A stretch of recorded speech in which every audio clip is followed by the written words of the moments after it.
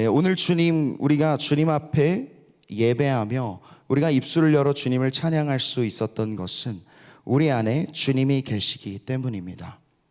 내 안에 무엇이 담겨 있는가, 나에게 무엇이 심겨 있는가가 나로부터 맺혀지는 열매를 결정하게 됩니다. 콩 심은 데 콩 나고 팥 심은 데 팥 난다라는 이 속담과 같이 우리 안에 무엇이 담겨 있는가가 우리가 맺어내는 열매의 결과로 이어진다는 것입니다. 최근에 제 아내와 함께 금쪽 같은 내 새끼라는 프로그램이 방영하고 있어서 그 프로그램을 함께 보게 되었습니다. 여러분들도 너무나도 잘 아시는 프로그램이라고 생각합니다. 그 말씀을 TV 프로그램을 보게 되면 거기에 금쪽이라고 불리는 문제 아이들이 굉장히 많이 나오게 됩니다. 부모님이 도대체 이 아이를 어떻게 할 수가 없어서 프로그램에 의뢰를 하는 것이죠. 굉장히 유명한 오은영 박사님에게 이 아이를 부탁해서 이 아이를 제발 좀 고쳐달라고, 이 아이가 변하게 해달라고 그렇게 부탁을 하는 것입니다. 프로그램을 보게 되면 정말 다양한 아이들이 나오는데 그 중에서 제가 보게 되었던 아이는 아주 예쁘고 어렸던 여자아이였습니다. 그런데 그 아이는 자신이 원하는 뜻대로 조금이라도 되지 않으면 금세 부모님에게 화를 내고 폭력적인 행동을 하고 욕설을 하는 모습을 보였습니다. 그런데 그 욕설을 듣고자 하니 이 욕설이 예사 욕설이 아닌 것이죠. 그 욕설이 굉장히 심한 욕설이었습니다. 그 욕설을 듣게 될 때 자연스럽게 이런 반응이 나오게 됩니다. 대체 저런 말을 누구에게 배웠지? 어디서 배워서 저런 말을 하는 걸까? 라는 생각을 하게 되었습니다. 저희 부부는 자연스럽게 이 아이는 정말 고치기 힘들겠다, 이 아이는 정말 어려운 아이구나 라는 생각을 하게 되었습니다. 그런데 프로그램이 진행되면서 이 아이가 대체 왜 그런 행동을 하게 되었는지를 이 프로그램에서 보여주게 되는데 그것이 실로 충격적입니다.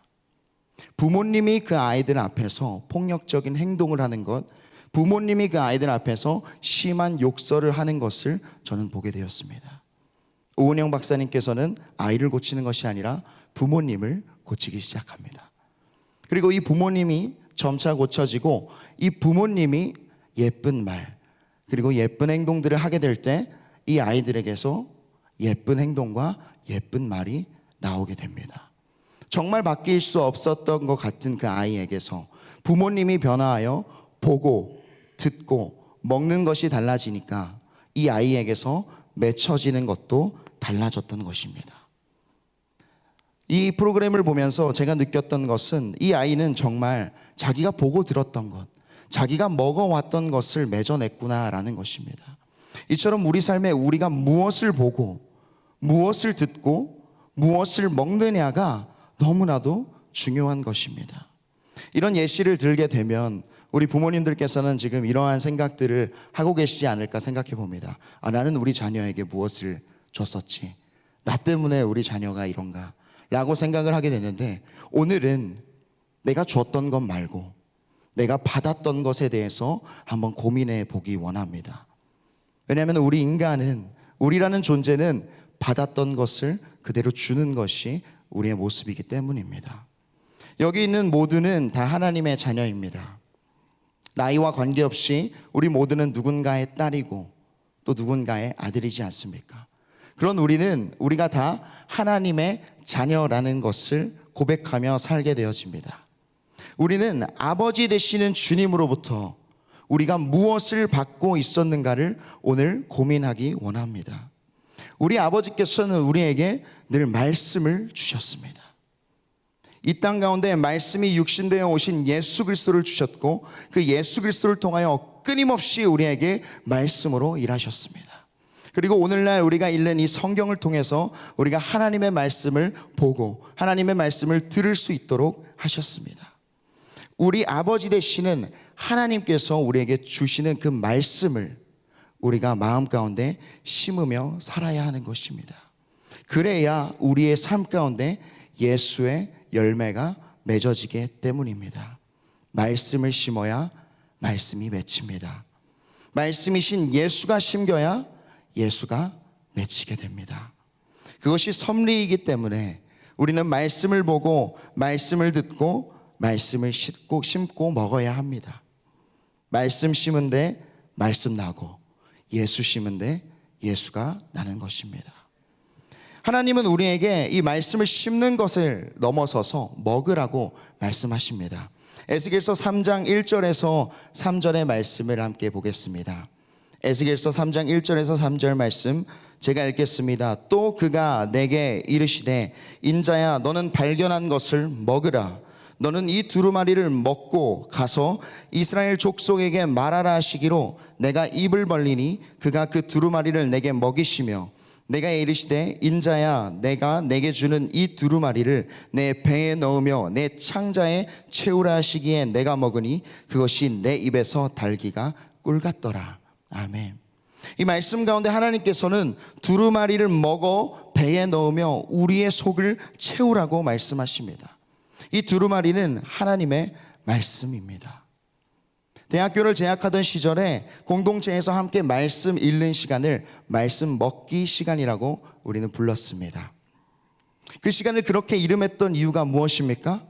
우리는 말씀을 먹으면서 살아야 하는 존재이기 때문입니다. 오늘 우리가 함께 읽은 본문의 말씀에서는 하나님의 나라에 대한 비유의 말씀을 우리에게 설명하고 계십니다. 보이지 않는 하나님의 나라에 대해서 이 세상에 보이는 것들을 통해서 우리에게 설명하고 계신 것입니다. 우리는 이 비유의 말씀을 통해서 밭으로 불리는 우리들의 마음과 씨앗인 하나님의 말씀의 관계성을 이해하게 됩니다. 오늘 말씀 14절을 보게 되면 마가복음 14장 14절의 말씀 가운데 뿌리는 자는 말씀을 뿌리는 것이라 라고 말씀하고 계십니다. 주님께서는 이처럼 우리에게 말씀을 주시기를 원하는 것입니다. 이 말씀들을 먹으라 함과 동시에 마음에 새기라고 또한 주님께서는 말씀하십니다. 신명기 6장 4절에서 6절의 말씀을 보면 이스라엘아 들으라 우리 하나님 여호와는 오직 유일한 여호와이시니 너는 마음을 다하고 뜻을 다하고 힘을 다하여 내 하나님 여호와를 사랑하라. 오늘 내가 내게 명하는 이 말씀을 너는 마음에 새기고 라고 말씀하십니다. 말씀을 새기라고 하는 것이죠. 주님께서는 우리에게 말씀을 심기를 원하시고 우리가 그 말씀을 먹고 그 말씀을 마음 가운데 새기기를 원하십니다. 하나님께서 이처럼 우리의 마음에 말씀을 심으라 말씀하시는 그 이유는 무엇입니까? 심는 것을 그대로 거두는 섭리 안에서 우리는 말씀을 심지 않으면 썩어질 것을 거두는 결과를 얻게 되기 때문입니다. 갈라디아서 6장 7절에서 8절의 말씀을 보게 되면 스스로 속이지 말라. 하나님은 업신여김을 받지 아니하시나니 사람이 무엇으로 심든지 그대로 거두리라. 자기의 육체를 위하여 심는 자는 육체로부터 썩어질 것을 거두고 라고 말씀하십니다. 무엇으로 심든지 그대로 거두는 주님의 섭리 안에서 우리는 말씀이 아닌 내 삶의 다른 것들을 심을 때, 내 육체의 것들을 심을 때에는 썩어질 것으로밖에 거둘 수가 없게 되는 것입니다. 살아가면서 정말 뼈저리게 느끼는 것은 내 삶의 육신과 죄를 심을 때 나타나는 열매들의 결과입니다. 욕심과 이기적인 나의 모습을 발견하게 될 때 어떻습니까? 우리 마음에 비교와 질투의 시선들이 담긴 것을, 그것들이 심긴 것을 발견하게 됩니다. 비교와 질투의 시선이 욕심 많은 나, 이기적인 나를 맺어내는 안타까운 모습을 스스로 보게 되는 것이죠. 정죄의 모습과 재물을 사랑하는 모습은 어디에서 나옵니까? 자기 자랑과 경쟁의 세상의 원리가 우리의 마음 가운데 심어질 때 정죄와 재물을 사랑하는 마음들이 나오게 되죠. 미디어에 나를 팔아버리는 가운데 우리는 음란의 열매를 맺게 되고 결핍과 상처와 아픔 가운데 끊임없이 나를 방치하여서 그것들이 계속해서 내 마음 안에 심길 때 우리는 중독이란 열매로 우리 스스로가 죄의 결과들을 나타내고 있는 것을 발견하게 됩니다. 영으로 살아가는 우리들의 삶 가운데 이런 영적 세계의 경각심을 가지고 살지 않을 때 이러한 것들을 우리 삶에서 멈춰야 더 이상 그 육체에 썩어질 것들을 보지 않을 수가 있는 것입니다. 썩어질 것을 계속해서 거둔 자의 끝은 어디입니까? 우리 주님께서 너무나도 분명하게 말씀하십니다. 로마서의 말씀 가운데 그 끝은 사망이라고 말씀하십니다. 로마서 6장 20절에서 21절의 말씀입니다. 너희가 죄의 종이 되었을 때에는 의에 대하여 자유로웠느니라. 너희가 그때에 무슨 열매를 얻었느냐? 이제는 너희가 그 일을 부끄러워하나니 이는 그 마지막이 사망임이라. 썩어질 부끄러운 열매의 끝은 사망임을 주님은 우리에게 분명하게 말씀하고 계십니다. 그렇습니다. 사망을 위한 열매를 맺는 것은 육신에 있는 자, 우리의 아버지 되시는 하나님께로부터 받은 말씀을 받는 것이 아니라 육신의 것들을 먹고 심으며 살아가는 사람들이 맺어내는 열매라는 것을 우리가 기억해야 합니다. 로마서 7장 5절의 말씀을 보게 되면 또다시 이야기합니다. 우리가 육신에 있을 때에는 율법으로 말미암는 죄의 정욕이 우리 지체 중에 역사하여 우리로 사망을 위하여 열매를 맺게 하였더니라고 말씀하고 계십니다. 우리가 육신에 있을 때에는 죄의 정욕으로 말미암아 우리가 사망의 열매를 맺었다면 이제는 우리가 영에 속한 자들, 성령에 속한 자들이라고 우리가 고백하지 않습니까? 우리가 주님께 속한 자들이지 않습니까? 그렇다면 우리는 이제 우리의 삶 가운데 더 이상 육체의 썩어질 열매가 아니라 영생의 열매들을 맺어내야 하는 것입니다. 더 이상 내가 아니라 예수님이 드러나는 삶, 예수님의 형상으로 말미암아 사랑으로 역사하는 주님을 나타내야 하는 것입니다. 반드시 우리의 삶 가운데 말씀이 심겨야 하는 것입니다. 그런데 사실 우리가 잘 생각해 보게 되면 우리의 삶에 사실 말씀이 뿌려지지 않는 것은 아닙니다. 우리가 말씀으로 살기 원하는 아버지께서는, 말씀을 주기 원하시는 아버지는 하나님의 사역자들을 통해서, 또한 오늘날 많은 기회들을 통해서 말씀을 우리에게 공급하고 계십니다. 유튜브만 들어가도 수많은 말씀들이 우리 삶에 쏟아져 내리고 있죠. 오늘도 마찬가지입니다.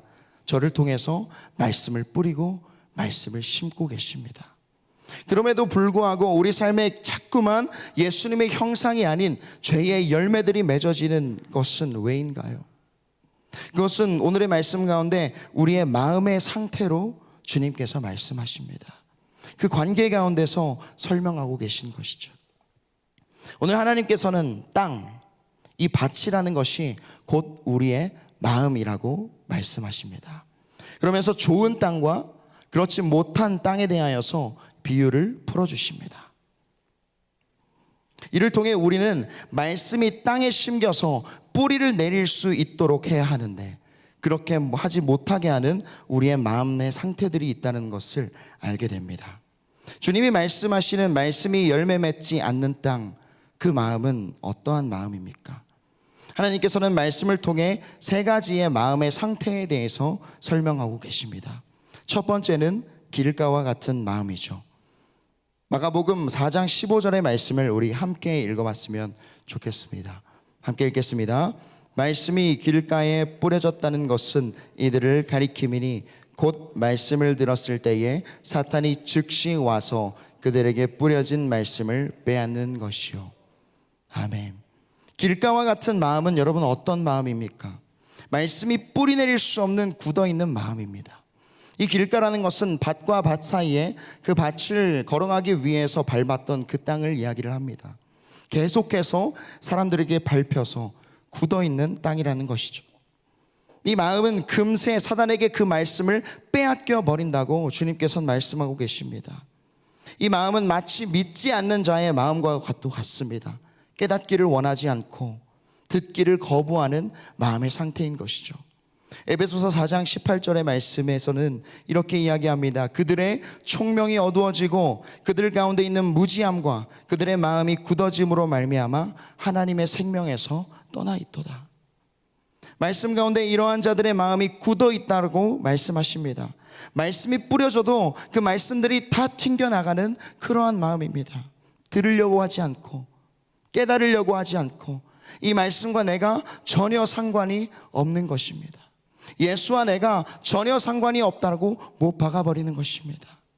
이러한 마음 가운데에서는 말씀이 생명으로 역사하지 못하기 때문에 이러한 자들이 하나님의 생명에서 떠나 있다. 이 마음은 죽어있는 마음이라고 말씀은 이야기하는 것입니다. 두 번째는 어떠한 마음인가요? 돌밭과 같은 마음입니다. 우리 마가복음 4장 16절에서 17절 이어지는 말씀 함께 읽도록 하겠습니다. 함께 읽겠습니다. 또 이와 같이 돌밭에 뿌려졌다는 것은 이들을 가리킴이니 곧 말씀을 들을 때에 즉시 기쁨으로 받으나 그 속에 뿌리가 없어 잠깐 견디다가 말씀으로 인하여 환난이나 박해가 일어나는 때에는 곧 넘어지는 자요. 이 돌밭과 같은 마음은 말씀을 들을 때에는 기쁨으로 그 말씀을 듣지만 그 말씀이 우리의 마음 가운데 뿌리 내리지 못해서 환난이나 박해가 우리에게 다가올 때 금세 그 말씀을 잊고 넘어져 버리는 우리의 마음들에 대해서 이야기하고 있는 것입니다. 우리에게 고난과 박해가 있을 수밖에 없다는 것을 우리는 말씀을 통해 알고 있습니다. 우리가 그 아들인, 우리가 하나님의 자녀인 것을 고백하게 되면 그 아들인 예수 그리스도와 함께 우리도 또한 고난받고 또 하나님께서는 그 고난 가운데 우리에게 영광이 있을 것이라고 말씀하십니다. 그러면서 주님께서는 우리에게 너희에게 고난이 있을 것이지만 끝까지 견뎌라. 끝까지 견디는 자는 구원이 있다라고 말씀하십니다. 마가복음 13장 13절의 말씀을 보면 또 너희가 내 이름으로 말미암아 모든 사람에게 미움을 받을 것이나 끝까지 견디는 자는 구원을 받으리라. 아멘. 이렇게 말씀하시는 거죠. 내 이름을 믿는 자 고난을 받을 것이다, 미움을 받을 것이다, 박해를 받을 것이다 라고 말씀하십니다. 그러면서 우리에게 끝까지 견디는 자, 뿌리를 내려 그 말씀이 제대로 심긴 자는 끝까지 견디는 것입니다. 그런데 이 돌밭과 같은 마음은 내 마음 안에 돌같이 굳은 딱딱한 것들이 너무나도 많아서 이 환난과 박해 가운데 뿌리를 내리지 못하고 이 말씀이 사라져 버리는 것입니다. 또한 마지막으로 어떤 마음이 이 심기지 못하는 마음인가요? 바로 가시밭과 같은, 가시떨기와 같은 마음입니다. 이번에는 이어지는 마가복음 4장 18절에서 19절의 말씀을 함께 읽겠습니다. 함께 읽겠습니다. 또 어떤 이는 가시떨기에 뿌려진 자니 이들은 말씀을 듣기는 하되 세상의 염려와 재물의 유혹과 기타 욕심이 들어와 말씀을 막아 결실하지 못하게 되는 자요. 이 가시밭과 같은 마음 안에는 우리의 세상적인 염려와 재물의 유혹, 욕심들이 가득합니다. 그 마음들이 이 말씀이 들어오는 것을 막아서 열매 맺지 못하게 만드는 것입니다. 말씀이 우리 마음 가운데 심기려고 해도 내 안에 그 말씀보다 더 중요한 것들이 가득 차 있는 것입니다. 그 말씀이 어떻게 내 마음 가운데 자리할 수가 있겠습니까? 내 마음 안에 유혹이 가득해서 이미 우리의 마음이 저 멀리에 가 있고 이미 내 마음이 다른 것들로 꽉 차 있는데 주님의 말씀이 발 디딜 틈이 없는 것입니다. 말씀을 듣기는 해도 결국에 결실하지 못하는 마음인 것이죠. 마치 예수님께 나아왔던 부자 청년과 같은 모습이지 않습니까?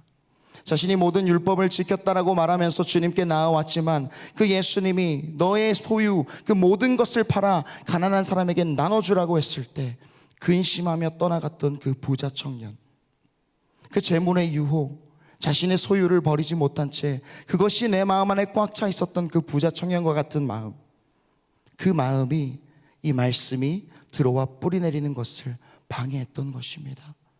예수님의 제자였던 가룟 유다는 어떠합니까? 예수님의 곁에서 수도 없이 예수님의 말씀을 듣고 예수님과 함께 나아갔지만 결국에는 은삼십에 예수를 팔아 넘기지 않습니까?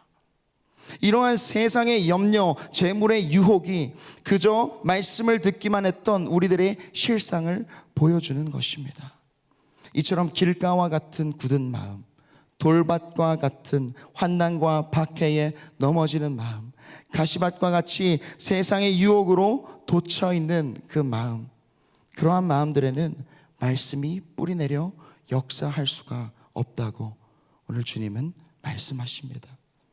그렇다면 우리의 마음이 어떠한 마음으로 주님 앞에 나아가야 하겠습니까? 마가복음 4장 20절의 말씀입니다. 우리 함께 읽도록 하겠습니다. 좋은 땅에 뿌려졌다는 것은 곧 말씀을 듣고 받아 30배나 60배나 100배의 결실을 하는 자니라. 아멘. 그렇습니다. 좋은 땅, 좋은 마음이 되어야 그 마음 가운데서 이 말씀이 우리가 상상하지도 못하는 배로 역사한다는 것을 말씀하고 계십니다. 이 좋은 땅. 그런데 이 좋은 땅이라는 것이 대체 어떠한 땅, 어떠한 마음입니까? 더 자세히 보기 위해 이 같은 비유의 말씀을 기록한 누가복음 말씀을 함께 보기 원합니다. 이 누가복음 말씀을 보게 되면 우리는 좋은 마음, 좋은 땅이라는 것은 하나님 앞에 반응하는 마음, 곧 살아있는 마음이라는 것을 깨달아 알게 됩니다. 누가복음 8장 15절의 말씀입니다. 함께 읽겠습니다.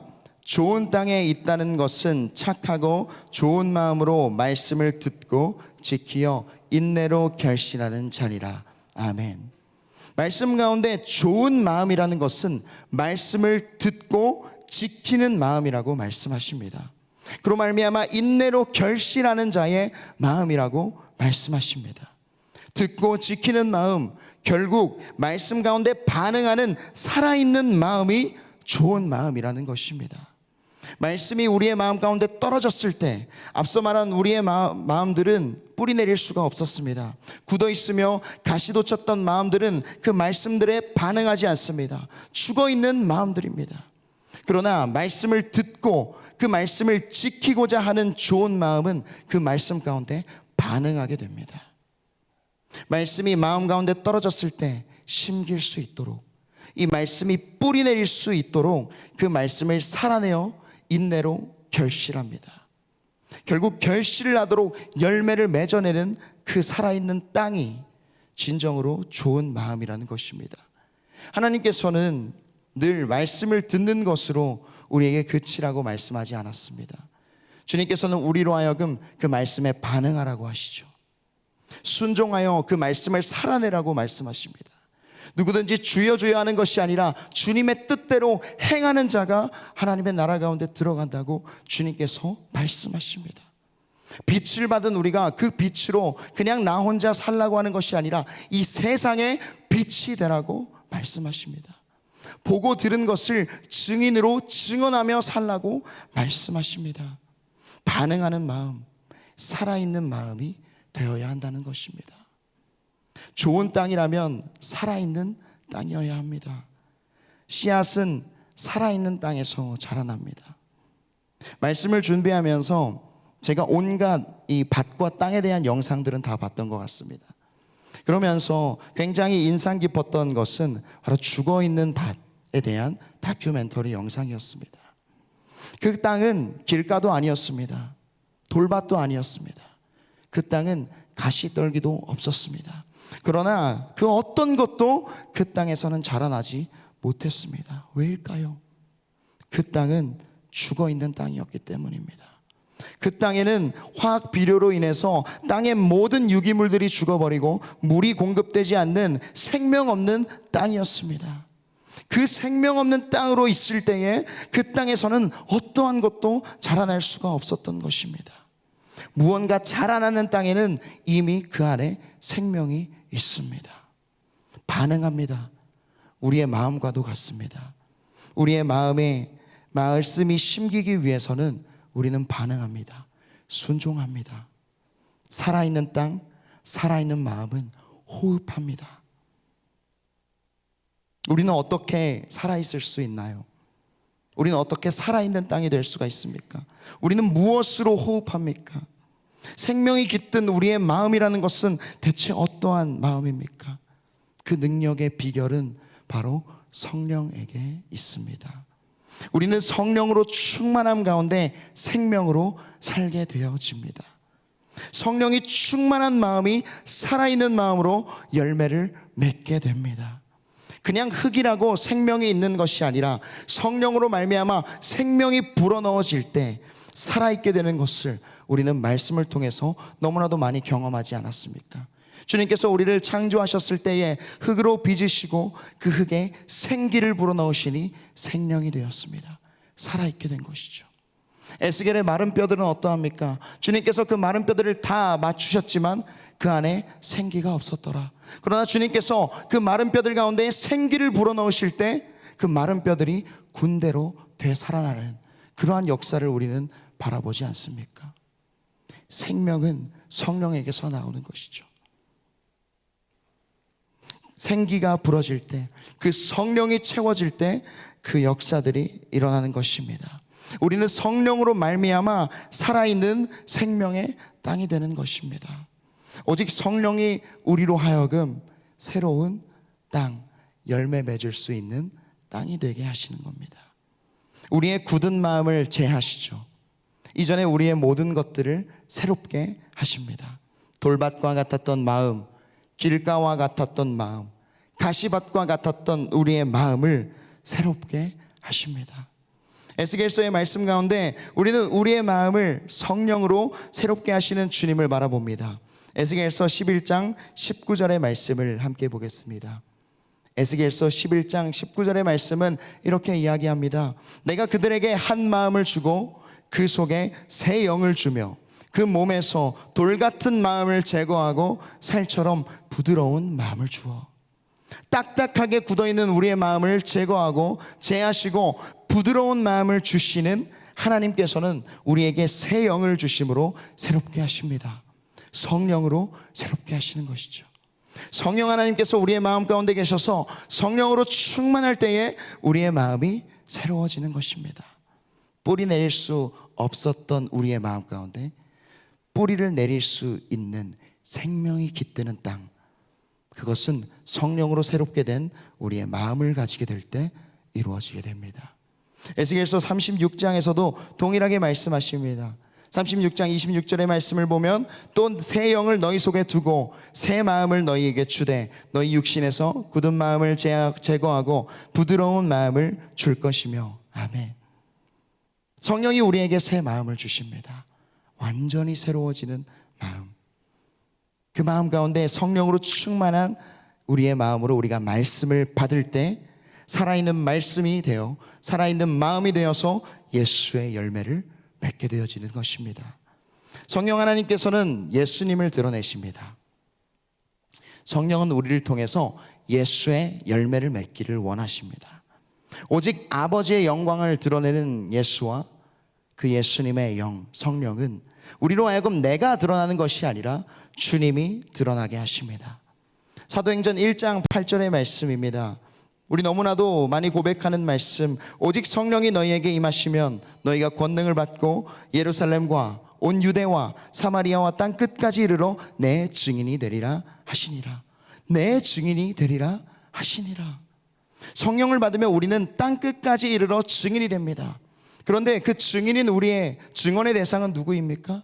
예수 그리스도십니다. 우리가 성령을 받으면 그 성령께서는 우리를 통하여서 예수 그리스도를 증거하게 하시는 것입니다. 우리의 증언의 대상은 예수 그리스도십니다. 오직 아버지의 영광을 위하여 우리는 예수 그리스도를 드러내게 됩니다. 성령이 그 일을 우리 안에서 행하시기를 원하시는 것입니다. 사도행전 4장 가운데서도 사도들이 모여서 기도했을 때 그들에게 성령이 부어졌습니다. 그리고 그들에게 담대함이 부어졌죠. 그들에게 부어졌던 그 담대함은 어떠한 담대함이었습니까? 그냥 그들이 이 세상을 살아가는데 얻는 그러한 담대함이 아니었습니다. 그것은 하나님의 말씀을 전하는 담대함이었습니다. 그들은 그 담대함을 통하여서 하나님의 말씀을 전했습니다. 말씀이신 예수 그리스도를 드러내며 나아갔던 것입니다. 이처럼 우리가 성령으로 말씀을 받을 때에 우리는 예수의 형상을 맺어내는 삶, 예수님을 입으로 고백하는 삶을 살 수 있게 됩니다. 오늘 우리가 이 말씀을 함께 받으며 이 말씀을 함께 먹으면서 나아갈 때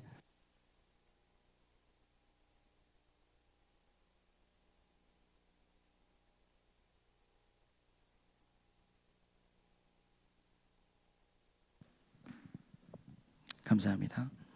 오늘 우리가 이 말씀을 함께 받으면서 함께 먹으면서 나아갈 때 우리의 마음 가운데 무엇이 심겨야 하는지, 또한 우리 마음 어떤 땅에 이 말씀이 심겨야 하는지를 이해하며 나아가기 원합니다. 그것을 이해할 때 우리의 삶에 끊임없이 말씀을 가까이 하는 삶의 태도가 너무나도 중요한 것이라는 점을 깨닫는 것입니다. 나에게 말씀이신 예수를 주기 원하시는 아버지의 열심을 바라봅시다. 얼마나 많은 설교를 우리가 들어왔습니까? 얼마나 많은 예배를 드려왔습니까? 얼마나 많은 말씀들이 쏟아지는 은혜의 시대입니까? 그 말씀이 우리를 다스릴 수 있도록 내 마음에, 내 삶에 말씀을 더하는 노력을 끊임없이 하며 나아가기 원합니다. 길가의 땅일지라도, 돌밭의 땅일지라도, 가시밭과 같은 땅일지라도 그 하나님의 긍휼과 그 하나님의 은혜가 계속해서 말씀을 뿌리고 있는 그 열심을 우리가 바라봅니다. 하나님을 가까이 하는 것이 내게 복이지 않습니까? 언젠가 때를 따라 맺으시는 주님께서는 반드시 그 말씀으로 말미암아 열매 맺으십니다. 매일 예수의 열매를 맺어내기 위해 말씀을 우리 삶에 가까이 하는 인생이 되기를 원합니다. 말씀이 내 안에 충만할 때 나에게서 말씀이 전해지는 경험을 참 많이 합니다. 가정에, 우리 주변의 직장에서 말 한마디를 하더라도 예수 그리스도 안에서, 그 말씀 안에서 우리가 하게 됩니다. 그것은 내 안에 예수가 심겨 있기 때문이라는 그 마음의 고백을 너무나도 감사로 고백하게 됩니다. 오늘도 저는 이 말씀을 여러분들에게 전하며 제가 이 말씀을 또한 먹고 또한 제 마음에 심고 있습니다. 이 말씀이 제 삶에서 앞으로 어떻게 역사하여 하나님께서 이 말씀을 통해 열매 맺으실지 저는 너무나도 기대하게 됩니다. 그 기대와 함께 또한 저는 무엇을 준비합니까? 심긴 말씀이 잘 뿌리내어서 열매 맺을 수 있도록 늘 성령에 충만하게 살아가려는 몸부림입니다. 너무나도 힘들지만 우리에게 그 몸부림이 너무나도 필요하지 않습니까? 말씀이 뿌려질 때 그 말씀에 반응하고 순종하려는 성령의 충만한 마음의 상태를 유지하는 것, 그것을 위한 노력이 너무나도 필요합니다.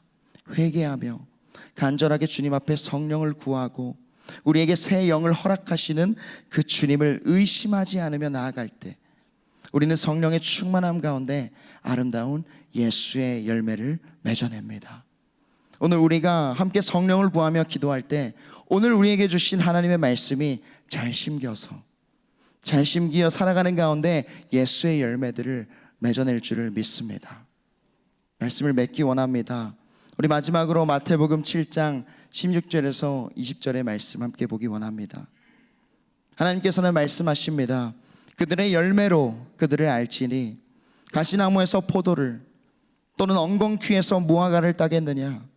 이와 같이 좋은 나무마다 아름다운 열매를 맺고 못된 나무가 나쁜 열매를 맺나니 좋은 나무가 나쁜 열매를 맺을 수 없고 못된 나무가 아름다운 열매를 맺을 수 없느니라. 아름다운 열매를 맺지 아니하는 나무마다 찍혀 불에 던져지느니라. 이러므로 그들의 열매로 그들을 알리라. 아멘. 주님께서는 열매로 그들을 알리라, 열매로 우리를 알리라 말씀하십니다. 나를 위한 인생, 썩어질 육체의 것으로 심어서 나쁜 열매를 맺어가는, 썩어가는 열매를 맺는 인생을 살지 않기를 바랍니다. 내 삶에 예수의 형상이 아닌 다른 것들이 드러난다면 우리는 돌이켜야 합니다. 말씀을 심어야 하고 말씀이 심길 수 있도록 성령의 충만함으로 거룩함 가운데 살아가기 위해 몸부림하십시오. 예수를 맺어내는 우리의 모습이 우리가 예수의 제자인 것을, 우리가 주님의 자녀인 것을, 그 정체성을 드러냅니다. 우리 모두의 삶에 아름다운 열매, 예수의 열매가 맺히기를 간절히 소망합니다. 또한 그 열매 안에는 새로운 씨앗이 있죠. 그 열매는 또 다른 씨를 품습니다.